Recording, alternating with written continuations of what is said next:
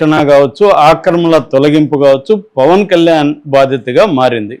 So కానీ అదంత easy కాదు. ఎందుకంటే అక్కడ దాదాపు కొల్లేరు చుట్టుపక్కల మొత్తం 148 గ్రామాలు, 20 లక్షల పాపులేషన్ ఉంది. అందులో 120 గ్రామాల్లో 4 లక్షల పాపులేషను ఈ కొల్లేరు సరస్సు మీద ప్రత్యక్షంగా పరోక్షంగా డిపెండ్ అయినారు. అందులో 2 లక్షల మంది మత్స్యకారులు ఉన్నారు. వీళ్ళందరూ ఇప్పుడు ఆందోళనలోకి దిగారు.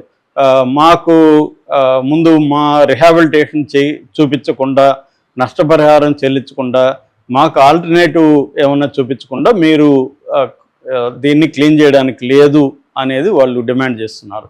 ఇది పవన్ కళ్యాణ్కి ఇప్పుడు జటిలమైన సమస్యగా మారింది. ఎందుకంటే వాళ్ళందరికీ చేయాలంటే మినిమం 5,000 నుంచి 10,000 కోట్లు అవసరం. మనకు తెలుసు ఖజానాలో డబ్బు లేదనే విషయం. సో అందువల్ల దీన్ని ఎలా పవన్ కళ్యాణ్ డీల్ చేయబోతున్నాడు అనేది తలనొప్పిగా మారింది. అసలు ఈ కొల్లేరు సరస్సు చరిత్ర ఏంటి, ఎందుకు అంత కష్టమైంది, అది ఎవరు ఆక్యుపై చేశారు, ఆక్యుపై చేయడం వల్ల ఎవరికి నష్టం, కోర్టు గతంలో ఏం చెప్పింది, ప్రభుత్వాలు ఇప్పటి వరకు ఏ రకమైన చర్యలు చేపట్టాయి అనేది మనం ఒకసారి చూస్తే దాన్ని బట్టి పవన్ కళ్యాణ్ పరిస్థితి కూడా మనకు అర్థమవుతుంది. బేసిక్గా కొల్లేరు సరస్సు అనేది ఈస్ట్ గోదావరి వెస్ట్ గోదావరి మధ్యలో ఉండేది. ఇప్పుడు అది కంప్లీట్గా ఏలూరు, కొత్తగా ఏలూరు జిల్లా కిందికి వస్తుందన్నమాట. ఇది ఒకప్పుడు 900 చదరపు కిలోమీటర్ల వైశాల్యంలో ఈ కొల్లేరు సరస్సు ఉండేది. ఇది వచ్చి ఫ్రెష్ వాటర్ షాలో లేక్ అంటారు వీటిని.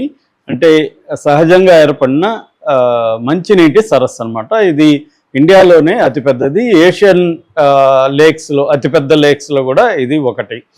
ఒకప్పుడు అంటే 20వ శతాబ్దానికి ముందు ఇది 900 చదరపు కిలోమీటర్ల వైశాల్యంలో ఉన్నది. దాని తర్వాత 1990 నాటికి అది 300 చదరపు కిలోమీటర్ల స్థాయికి పడిపోయింది. అంటే దాదాపు 600 చదరపు కిలోమీటర్లు తగ్గిపోయింది అది. దీనికి ప్రధాన కారణం ఏంటంటే దాని చుట్టూ రొయ్యల చెరువులు మొదలైనవి. 70లో 80లో రొయ్యల చెరువులు అక్కడ మొదలైనవి. దాదాపు ఇప్పుడు మొన్న మృత్యుంజయరావు అని ఒక ఎన్విరాన్మెంటలిస్ట్ అనమాట, పర్యావరణవాది, కాకినాడ అయింది. ఆయన సుప్రీంకోర్టులో పిల్ వేశాడు, పబ్లిక్ ఇంట్రెస్ట్ లిటిగేషన్ పిటిషన్ వేశాడు. ఆ పిటిషన్ మీద ఇప్పుడు ఈ 3 జడ్జెస్ ధర్మాసనం చెప్పిందనమాట. ఆయన ఏమంటున్నాడంటే దాదాపు 6,908.48 హెక్టార్ల ఆక్యుపేషన్, అంటే దాదాపు 7,000 వేసుకోవచ్చు మనం. 7,000 హెక్టార్ల దీంట్లో 7,000 హెక్టార్లు రొయ్యల చెరువులు, చేపల చెరువులు ఆక్యుపై చేసుకున్నారు అనేది ఈయన ఆరోపణ. మామూలుగా మనకి రామ్సర్ కన్వెన్షన్ అని ఒకటి ఉంది. 1971లో ఇరాన్లో రామ్సర్ అనే ఒక సిటీలో ఒక ఇంటర్నేషనల్ కన్వెన్షన్ జరిగింది. ఈ కన్వెన్షన్ ప్రకారం ఏంటంటే ఇలాగ నేచురల్గా ఏర్పడిన చెరువులు కావచ్చు, ఇతర సైట్స్ కావచ్చు, వాటిని పరిరక్షించడం అనేది ప్రపంచవ్యాప్తంగా చేయాలి. ఎందుకంటే క్లైమేట్ చేంజ్ పెద్ద ఎత్తున అయిపోతుంది కాబట్టి వీటిని పరిరక్షించాలనేది కన్వెన్షన్ ఏర్పడింది. అందులో ఇండియా కూడా ఉంది. ఇండియాలో నుంచి 89 సైట్లు ఈ రామ్సర్ కన్వెన్షన్లో కూడా ఉన్నాయి. అందువల్ల కొల్లేరు సరస్సుని రక్షించాల్సిన బాధ్యత ఇటు కేంద్ర ప్రభుత్వానికి ఉంది, ఇటు రాష్ట్ర ప్రభుత్వానికి కూడా ఉంది అన్నమాట. సో ఇప్పుడు ఏమైందంటే ఈ కొల్లేరు సరస్సుని ఎందుకు రక్షించాలి అనుకున్నప్పుడు పర్యావరణం అంటే ఏంటి, దాదాపు 200 రకాల పక్షులు ఇక్కడికి వస్తుంటాయి అన్నమాట. ముఖ్యంగా సైబీరియా నుంచి క్రేన్స్ అంటే కొంగలు ఎవరి వింటర్లో ఇక్కడికి వస్తాయి. అట్లాగే ఈ 200 రకాల పెలికాన్స్, ఫ్లెమింగోస్, రకరకాల బర్డ్స్ వస్తాయి. అట్లాగే ఈ కొల్లేరులో దాదాపు 60 రకాల నేటివ్ ఫిష్ ఉండేది ఒకప్పుడు. ఇప్పుడు అది 30 రకాలకు పడిపోయింది. అవన్నీ కూడా నాశనం అయిపోయినాయి. అంటే మనకి ఒక ఎన్విరాన్మెంటల్ బ్యాలెన్స్ అంటారు. ఎన్విరాన్మెంట్లు ఫ్లోరా అండ్ ఫానా అంటే వృక్ష జాతుల్ని, ఇటు ఫానా అంటే జంతు పక్షి జాతుల్ని రక్షించుకోవాల్సిన అవసరం ఉంది. That is number 1. నెంబర్ 2, వరదలకు కూడా ఈ ఆక్యుపేషన్స్ కారణమవుతుంది. ఫర్ ఎగ్జాంపుల్ బుడమేరు, మొన్న విజయవాడ వరదలకు ప్రధాన కారణం బుడమేరు ఈ కొల్లేరు సరస్సు కానీ క్లీన్గా ఉంటే దాంట్లోకి వెళ్ళేది, వెళ్ళకపోవడం వల్ల కూడా ఇటు నగరం మీదకి వచ్చింది.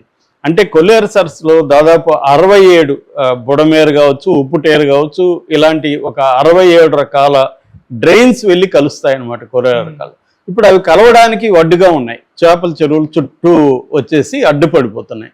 అందువల్ల ఇవన్నీ అక్కడికి పోకపోవడం వల్ల కూడా సిటీల మీదకి వస్తుందన్నమాట. ఇది బేసిక్గా ఏంటంటే ఈ కొల్లేరు సరస్సు ఆక్యుపేషన్ని క్లీన్ చేయాలి. ఇది 2006లో ఇచ్చినప్పుడు మన వైఎస్ఆర్ రాజశేఖర్ రెడ్డి నాటు బాంబులతో చాలా వాటిని పేల్చేశారు. ఆ గేట్లనంతా నాటు బాంబులతో రొయ్యల చెరువులను పేల్చేసి వాళ్ళందరినీ క్లీన్ చేయించారు. అప్పట్లో చాలా వరకు క్లీన్ అయినాయి, దాదాపు 80% వరకు ఆ పీరియడ్లో క్లీన్ అయినాయి. తర్వాత మళ్ళీ చంద్రబాబు ప్రభుత్వం కావచ్చు, జగన్ ప్రభుత్వం కావచ్చు, ఎవరు కూడా దీని మీద సీరియస్గా తీసుకోలేదు. ఇప్పుడు ఈ మృత్యుంజయరాయ వెళ్ళిన తర్వాత సుప్రీంకోర్టు చాలా సీరియస్గా తీసుకునింది.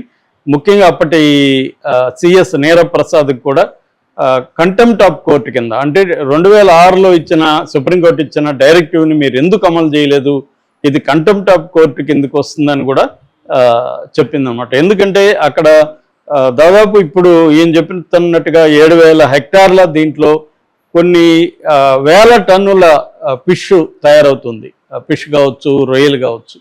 సో అందువల్ల దీని మీద డిపెండ్ అయిన 2 లక్షల మంది, 120 గ్రామాలకు సంబంధించిన 2 లక్షల మందికి ఇప్పుడు నిరుద్యోగంలోకి వెళ్ళిపోతారు ఇది క్లీన్ చేస్తే. చేయకపోతే ఏమో సుప్రీంకోర్టు సీరియస్గా తీసుకుంది. దీన్ని ఇప్పుడు పవన్ కళ్యాణ్ ట్యాకిల్ చేయగలడా అంటే వెరీ వెరీ డిఫికల్ట్. సో మరి ట్యాకిల్ చేయకపోతే పవన్ కళ్యాణ్కి చెడ్డ పేరు వచ్చే అవకాశం కూడా ఉంది, ఇది నేషనల్ ఇష్యూ అవుతుంది. సో చంద్రబాబే కాపాడాలంటున్నారు, మరి చంద్రబాబు కాపాడగలడా పవన్